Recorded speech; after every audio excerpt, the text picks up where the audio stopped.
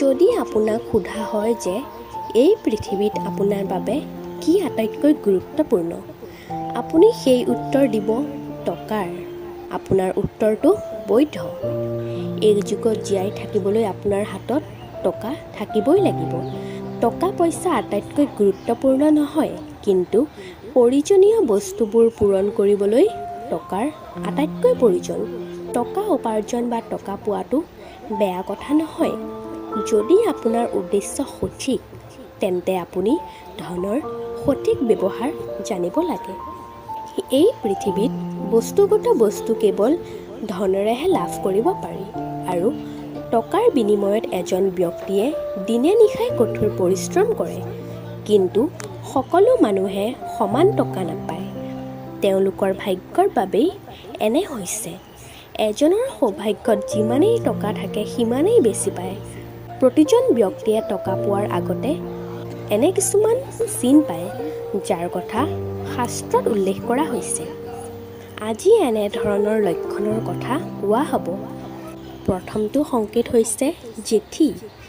জেঠী দেখাটো ভাল লক্ষণ বুলি গণ্য কৰা হয়।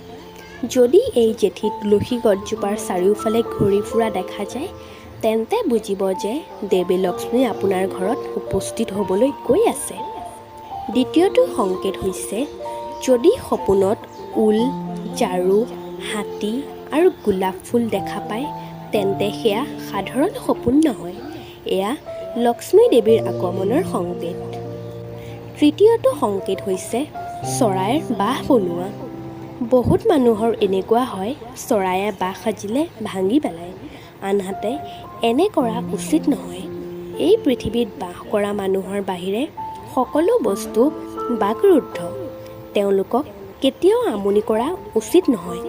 জ্যোতিষশাস্ত্ৰত কোৱা হৈছে যে যদি কোনো চৰায়ে আপোনাৰ ঘৰৰ বেৰত বাহ সাজে, তেন্তে সেয়া অতি শুভ।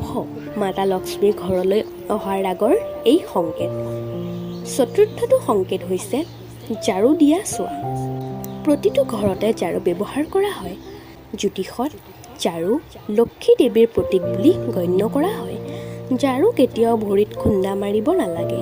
শাস্ত্ৰমতে যদি কোনোবাই আপোনাৰ ঘৰত ঝাৰু মাৰি থকা দেখা পায়, তেন্তে সেয়া ভাল লক্ষণ, অৰ্থাৎ অতি সোনকালে মা লক্ষ্মী আপোনাৰ ঘৰত উপস্থিত হ'ব। পঞ্চমটো সংকেত হৈছে পইচা পোৱা। বাটত যদি ক'ৰবাত টকা পৰি থকা দেখা পায়, তেন্তে সেয়াও মা লক্ষ্মীৰ দয়াৰ চিন। এই ধন মন্দিৰত আগবঢ়াব লাগে। যদি আপোনালোকেও আপোনাৰ জীৱনত এই পাঁচটাৰ সংকেত পায়, তেনেহ'লে নিশ্চিতভাৱে আপুনি কোটিপতি বা লাখপতি হ'বলৈ গৈ আছে। যদি আজিৰ এই ভিডিঅ'টো আপোনালোকৰ ভাল লাগিছে, তেনেহ'লে এই ভিডিঅ'টোত লাইক, শ্বেয়াৰ, কমেণ্ট কৰিব আৰু চেনেলটোক ছাবস্ক্ৰাইব কৰিবলৈ নাপাহৰিব। ধন্যবাদ।